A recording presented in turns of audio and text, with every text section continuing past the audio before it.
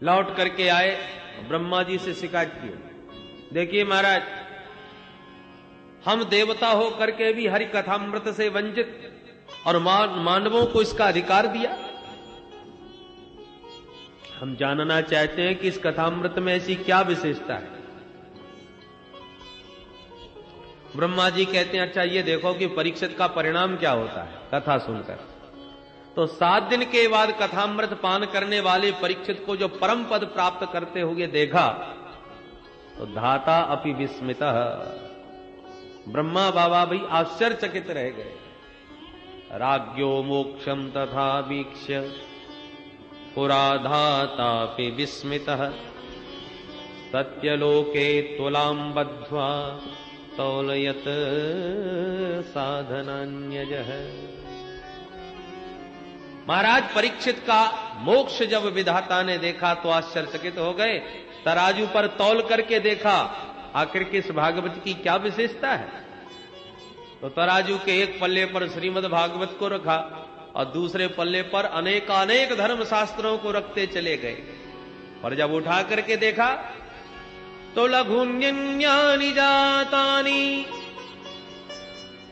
गौरवेण इदं महत्, तदा ऋषिगणा सर्वे विस्मयं परमं ययुः।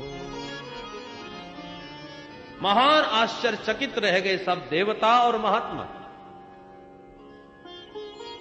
कि श्रीमद् भागवत की तुलना में अन्य धर्म शास्त्रों का पल्ला एकदम ऊपर लटक गया।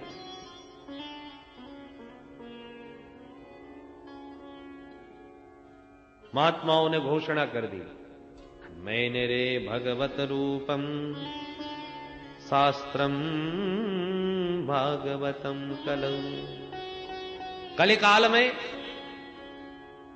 साक्षात श्री कृष्ण ही कलयुग के कलुषित प्राणियों का कल्याण करने के लिए श्रीमद् भागवत की शब्द संहिता में आकर के विराजमान हो गए। बोल भागवत भगवान की जय। इसलिए भागवत के प्रत्येक शब्द शब्द में, अक्षर अक्षर में गोविंद की श्यामलता समाई हुई है। ये भगवान का वांग्मय विग्रह है साक्षात। महाराज ये 7 दिन में सुनने की परंपरा कैसे प्रारंभ हो गई? सूत जी कहते हैं कि ये सबसे पहले सनक सनंदन सनातन सनत कुमार इन चारों ऋषियों ने देवर्षि नारद को सुना करके ये सप्ताह की परंपरा प्रारंभ करी।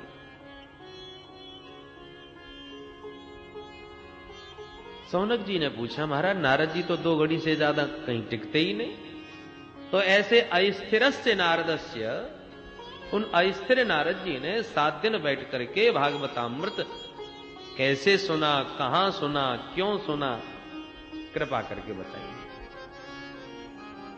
सूत जी कहते हैं, सुनिए सौनकादि ऋषियों, एकदा हि विशालायां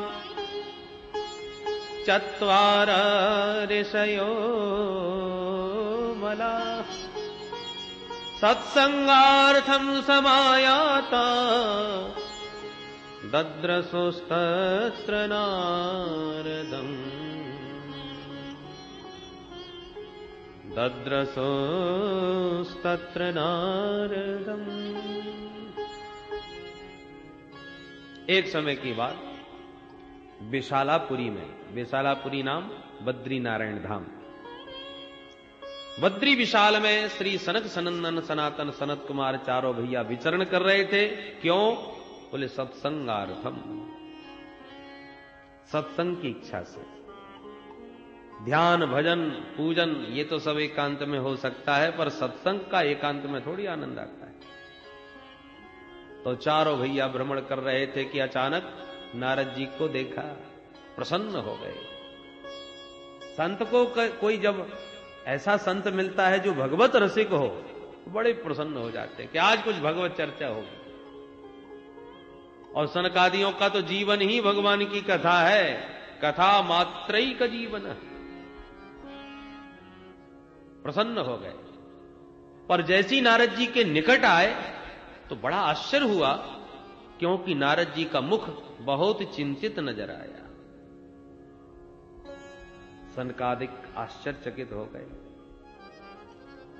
जो समाज की समस्याओं को दूर कर दे, संसार की चिंता जिनके चिंतन मात्र से दूर हो जाए, ऐसे परम संत श्री नारद जी आज चिंता तो बड़ा आश्चर्य। पूछा, कथम ब्रह्मन दीन मुख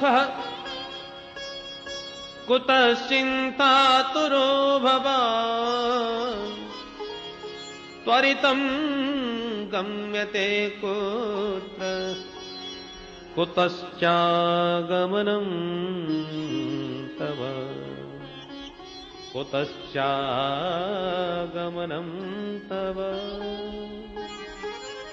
वो ब्रह्मण कथम दीन मुख। अरे नारद जी महाराज, आपका मुख इस प्रकार से लटका हुआ क्यों है? किस बात की चिंता आपको सता रही है? ये भागे भागे कहां से आ रहे हो, कहां जा रहे हो? आपका मुख कमल तो ऐसा लग रहा है जैसे कोई कृपण का धन चला गया हो। गत वित्तो यथा जनः। तुम्हारा क्या चला गया?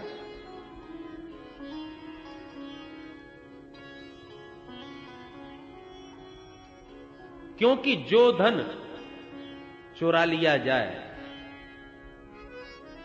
महापुरुष ऐसे धन को अपना समझते ही नहीं। और संतों का जो अपना धन है, उसे संसार में कोई चुराने वाला नहीं। और महात्माओं का धन क्या है? हमारो धन राधा श्री राधा श्री राधा। हमारो धन राधा श्री राधा श्री राधा। हमारो धन राधा श्री राधा श्री राधा। हमारो धन राधा श्री राधा श्री राधा। परम धन राधा श्री राधा श्री राधा। परम धन राधा श्री राधा श्री राधा। परम धन राधा राधा राधा राधा राधा। परम धन राधा राधा राधा राधा राधा। हमारो धन राधा श्री राधा श्री राधा। हमारो धन राधा श्री राधा श्री राधा। रसिक धन राधा राधा राधा राधा राधा। रसिक धन राधा राधा राधा राधा राधा। रसिक धन राधा राधा राधा राधा राधा। रसिक धन राधा राधा राधा राधा राधे। प्राण राधा श्री राधा श्री राधा। हमारो धन राधा श्री राधा श्री राधा। प्राण धन राधा श्री राधा श्री राधा। प्राण धन राधा श्री राधा श्री राधा। हमारो धन राधा राधा राधा राधा राधा। हमारो धन राधा राधा राधा राधा राधा। जीवन धन राधा राधा राधा राधा राधा। जीवन धन राधा राधा राधा राधा राधे। हमारो धन राधा श्री राधा श्री राधा। हमारो धन राधा श्री राधा श्री राधा। परम धन राधा श्री राधा श्री राधा। परम धन राधा श्री राधा श्री राधा। बरसाने वाली राधा राधा राधा राधा राधा। बरसाने वाली राधा राधा राधा राधा राधा।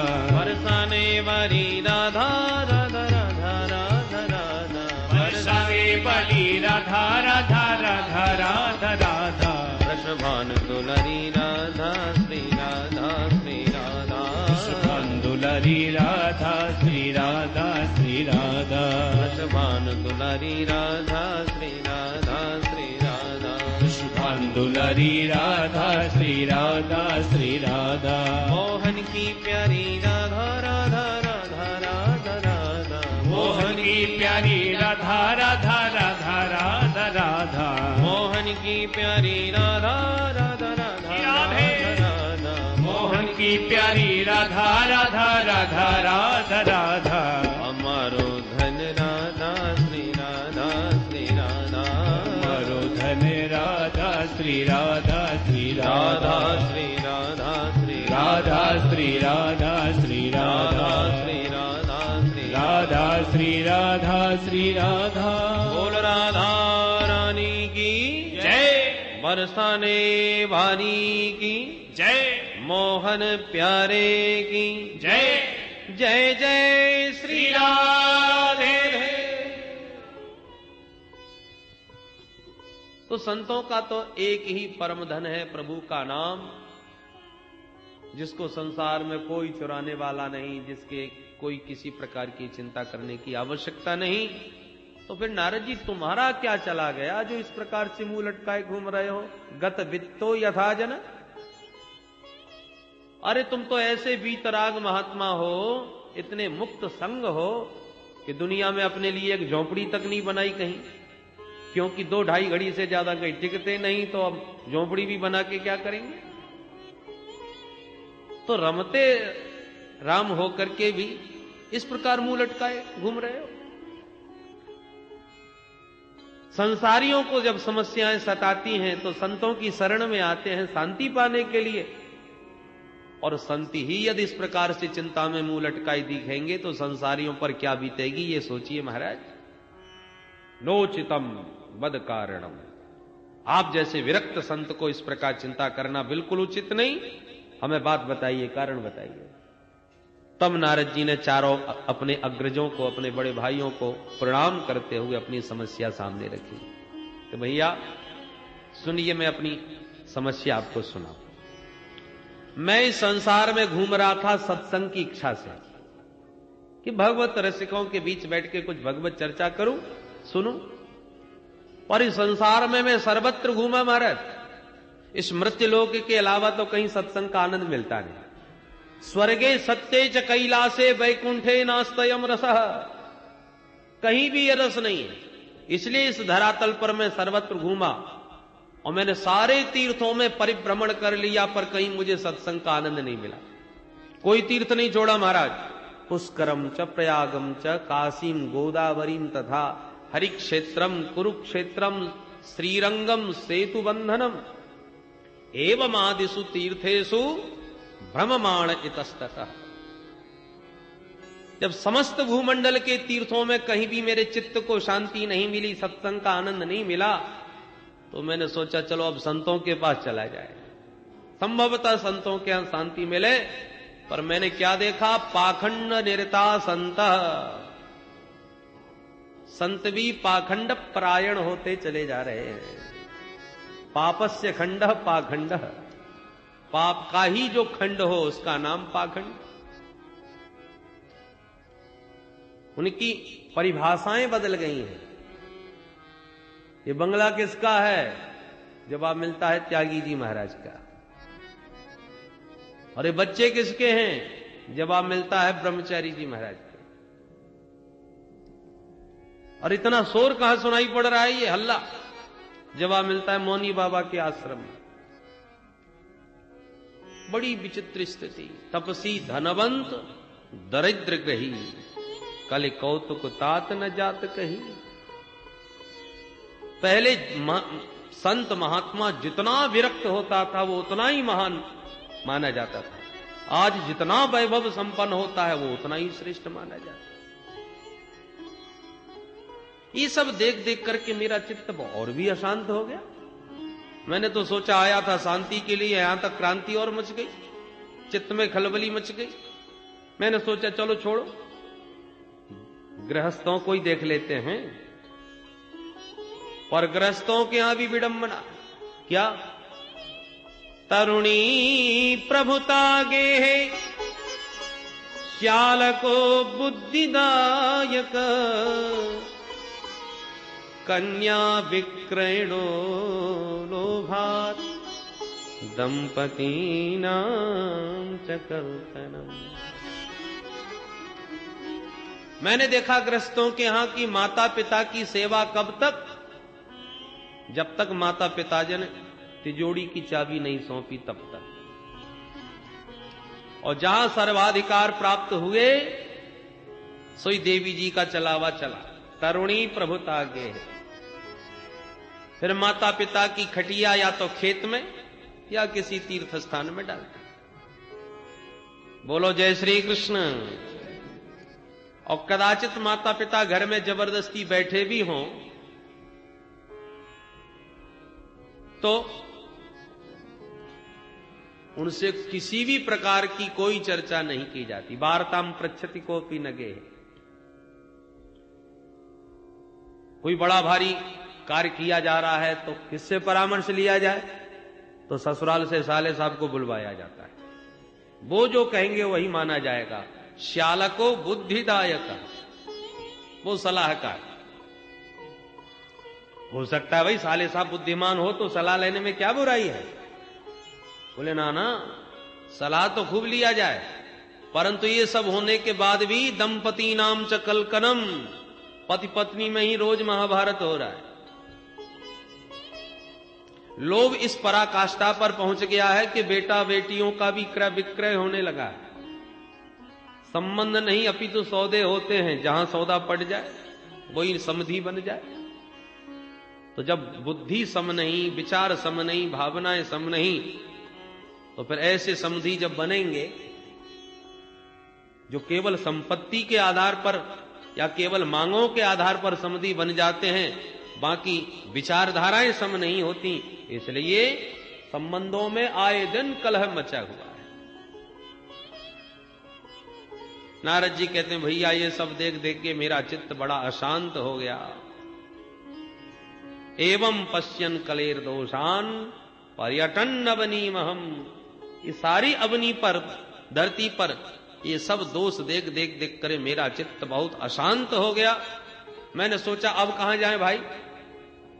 तब मुझे तुरंत श्रीधाम वृंदावन का स्मरण आया। बोल वृंदावन बिहारी लाल की जय। यामुनम तटमापन्नो यत्र लीला हरे रघु। मेरे प्रभु के दिव्य उस प्राकट्य भूमि में, उस रमण भूमि में, यमुना पुलिन पर मेरे चित्त को अवश्य विश्राम मिलेगा, ऐसा विचार करके मैं सीधा यमुना तट पहुंचा, वृंदावन धाम। पतत्राश्चर्यं मया दृष्टम श्रूयताम तन मुनीश्वरा।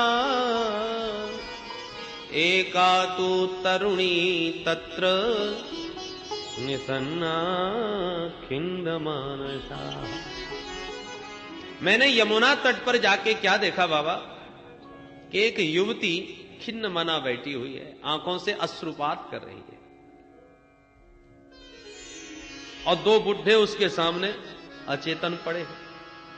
तमाम देवियां उसको घेर करके बैठी हैं, कोई पानी पिला रही है, कोई पंखा कर रही है, कोई समझा रही है।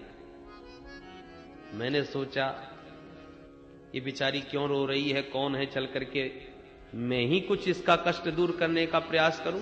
संतों का हृदय तो नवनीत के समान कोमल होता है। सो महाराज उसको दुखी देख करके मेरा हृदय भी द्रवित हुआ, मैं उसके पास गया।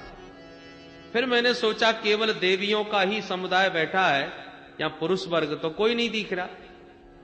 अब मैं बीच में उन देवियों में जाकर के कहूं कि देवी जी क्यों रो रही हो, क्या कष्ट है, और उसने कहीं उल्टा सीधा कोई जवाब दे दिया कि बाबा चल अब तू अपना काम कर, हम देवियों के समुदाय में तू कहां घुसा चला रहा है।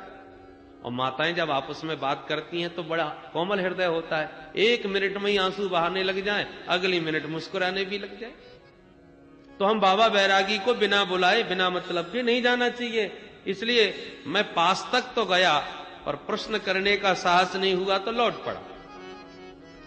पर रोती हुई उस देवी ने जब मुझे देखा तो आवाज लगाई, भो भो साधो क्षणं तिष्ठ मच्चिंतामपि नाशय। दर्शनं तव लोकस्य सर्वथा गहरं परम। अरे महाराज जी कहां भाग रहे हो, एक मिनट रुकिए तो सही। अरे आप जैसे संतों के तो दर्शन मात्र से जीव के पाप ताप संताप सब नष्ट हो जाते हैं। मेरे तो न जाने कितने जन्मों के भाग्य उदय हुए जो आपके दर्शन प्राप्त हुए, और आपके तो दर्शन मात्र से जीव का दुख दारिद्र दूर हो जाता है। नारद जी कहते हैं, भैया जब उन्होंने इस प्रकार से हमको बुलाया तो हम उस देवी के पास गए। हमने पूछा, काशित्वम, देवी जी आप कौन हैं? और काविमऊ, ये दोनों बुढ़े जो पड़े हैं ये दोनों कौन हैं, क्या लगते हैं तुम्हारे? और का इमाहा, ये जो देवियां आपको घेर के खड़ी हैं ये सब कौन है? और तुम रोती क्यों हो? वद देवी सविस्तारम स्वस्य दुखस्य कारण, तुम्हारे दुख का कारण क्या है, विस्तार से हमें बताओ। महाराज जब मैंने उस देवी के प्रति सहानुभूति दिखाई तब उस देवी ने अपना परिचय पूरा विस्तार से दिया। अहम भक्ति रीति ख्याता इमौ में तनयौ मतौ, ज्ञान वैराग्य नामानौ, काल योगेन जर्जरौ, काल योगेन जर्जरौ। महाराज मेरा तो नाम है भक्ति देवी, मैं भक्ति के नाम से विख्यात हूं, और दोनों बुड्ढे जो मेरे सामने पड़े हैं ये दोनों मेरे बच्चे हैं, इनका नाम है ज्ञान और वैराग्य। समय की विडंबना देखो कि मां तो नवयुवती बनी बैठी है और बच्चे दोनों ही बुड्ढे हो गए। कितनी जर्जरित स्थिति इनकी हो रही है। मेरे दुख का मूल कारण यही है महाराज। मैं अपना पूरा परिचय आपको सुनाऊं। दक्षिण भारत में मैं पैदा भई, कर्नाटक में मैं बड़ी भई, महाराष्ट्र आदि प्रदेशों में मेरा कहीं कहीं पर बड़ा सम्मान हुआ, और कई प्रदेश ऐसे भी थे जहां पाखंडियों से खंडित होकर मुझे पीड़ित होकर भागना पड़ा।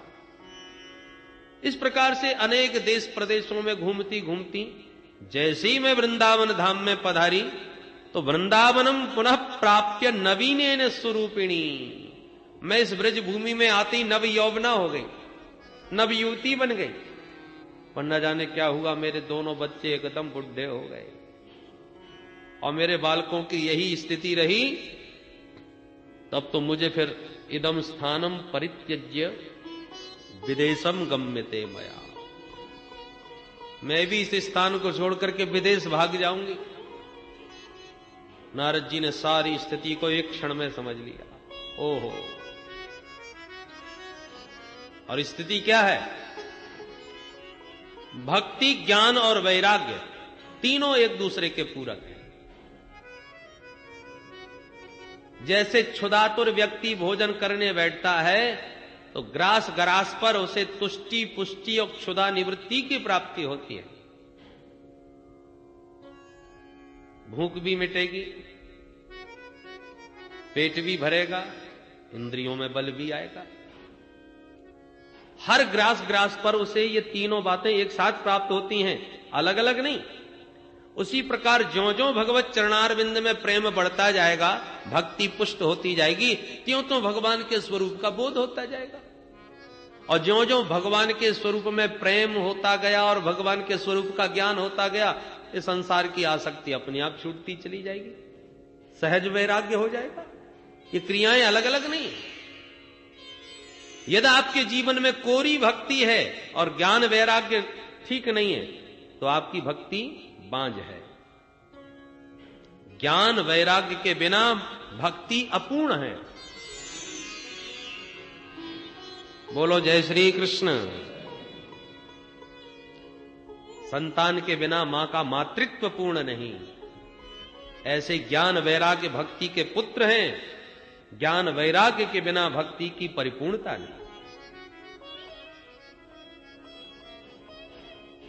नारद जी ने तुरंत मां को वचन दिया, मां आप वृंदावन छोड़ के न जाइए, क्योंकि आज हर क्षेत्र में हर समाज के लोग, सबका आकर्षण विदेश की ओर है। संतों को भी जब तक 2-4 देशों का परिभ्रमण न करें तब तक संतत्व प्राप्त नहीं होता। हम भारतवासियों की दृष्टि ही कुछ ऐसी बन गई है, चाहे वो कथावाचक हो चाहे कोई महात्मा हो, जब देश विदेशों में प्रामाणिक रूप से उसका प्रचार प्रसार हो जाता है, तब भारतीयों की दृष्टि उस पर जाती है। भक्ति मैया ने भी जब यही बात कही, इदम स्थानम परित्यज्य विदेशम गम्यते मया, नारद जी ने कहा माता जी ऐसा आप न कीजिएगा। देखिए सतयुग द्वापर त्रेता में तो बड़े आनंद से आप रही, पर अब घोर कलिकाल आ गया है। तेन लुप्तः सदाचारो योग मार्गस्तपांसी च, इस कलयुग में सब सदाचार लुप्त होता चला जाता है। बुद्धिमान वही है जो धैर्य पूर्वक अपने नियम का पालन करता रहे, क्योंकि अभी तो फिर भी बहुत कुछ मंगल दिखाई पड़ रहा है, पर वर्षे वर्षे क्रमात् जाता मंगलम नापि दृश्यते। समय ज्यों ज्यों बढ़ता जाएगा ये शुभ कर्म भी अब दिखाई नहीं पड़ेंगे जो थोड़े बहुत दिख रहे हैं। पर इस घोर कलिकाल में भी आप श्रीधाम वृंदावन की भूमि में इस प्रकार से नवयुवती बन के नाच रही हो, मैं तो कहता हूं धन्य है ये ब्रजधाम, जहां इस कलिकाल में भी आपका इतना सम्मान है। वृंदावनस्य संयोगात् पुनस्त्वं तरुणी नवा, धन्यं वृंदावनं तेन भक्तिर्नृत्यति यत्र च। ब्रज भूमि ब्रज वसुंधरा धन्य है, जहां पर इस कलिकाल में भी भक्ति का इस प्रकार से आदर किया जा रहा है। आप नाच रही हैं। भक्ति मैया ने पूछा बाबा ये बात बताओ, ये कलयुग यदि इतना दुष्ट है तो परीक्षित ने इसको दंड क्यों नहीं दिया? और परीक्षित ने कदाचित दंड न भी दिया तो भगवान इसकी उद्दंडता को सह क्यों रहे? भगवान को तो दंड देना चाहिए। नारद जी बोले मां यदि आप पूछ रही हो तो ध्यान से सुनिए। गोविंद जब अपनी लीला संवरण करके परम धाम गए, उसी दिन से उसी क्षण से कलयुग ने पैर जमाना प्रारंभ किया। और महाराज परीक्षित जब इसे मारने के लिए उद्यत हुए तो दीनवत शरणंगतः, दीनहीन होके उनकी शरण में चला आया। और महाराज परीक्षित तो परम वैष्णव थे, सारंग इव सारभुक, वो तो सारग्राही थे। और कलयुग में लाखों दोष होने के साथ साथ एक गुण बहुत बढ़िया दिखाई पड़ गया, इसलिए महाराज परीक्षित ने इसे छोड़ दिया। क्या गुण था महाराज इसमें? यत् फलम नास्ति तपसा न योगेन समाधिना, तत्फलम लभते सम्यक् कलौ केशव कीर्तनात्। अन्य युगों में जो घोर तपस्या करने से फल प्राप्त होता था, बहुत बड़े बड़े यज्ञ करने से, तपस्या करने से जो फल मिलता था, वही फल कलिकाल में केवल हरि नाम संकीर्तन मात्र से जीव को प्राप्त हो जाएगा। यही इसका विशिष्ट गुण महाराज परीक्षित को पसंद आ गया और इसलिए इसको स्थान दे दिया अपने राज्य में। पर जैसे ऊसर भूमि में बढ़िया से बढ़िया बीज भी बेकार ही सिद्ध होता है, उसी प्रकार इस कलयुग के कलुषित वातावरण में इतने दुर्गुण कि भगवान नाम संकीर्तन का जो दिव्य गुण था वह भी लुप्त प्राय हो गया। कलयुग में भागवत की कथाएं तो बहुत होती हैं, पर भागवत के अर्थ पर किसी का ध्यान नहीं। भागवत से अर्थ कैसे प्राप्त हो उस पर दोनों की दृष्टि है, क्या श्रोता और क्या वक्ता। श्रोता भी यही उद्देश्य से कथा करवा रहा है, महाराज बढ़िया फैक्ट्री चल जाए, हम भागवत एक हमारी तरफ से भी पक्की, बढ़िया व्यापार चले। और वक्ता का भी वही दृष्टिकोण बन गया है।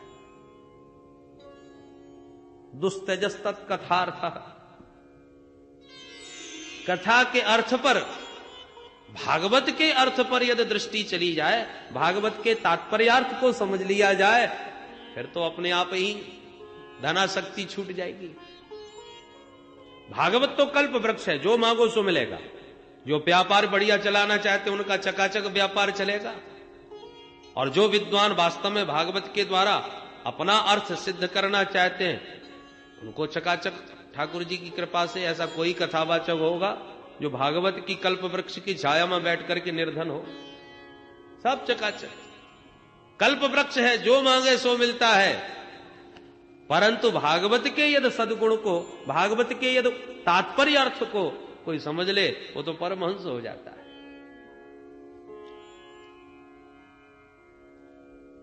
सुखदेव जैसे निष्काम परमहंसों का ये परम धन है। यद वैष्णवानाम धनम, परमहंसों की ये पावन संहिता है। तुम्हारा लक्ष्य क्या है, तुम्हारी कामना क्या है, उसी की पूर्ति करें।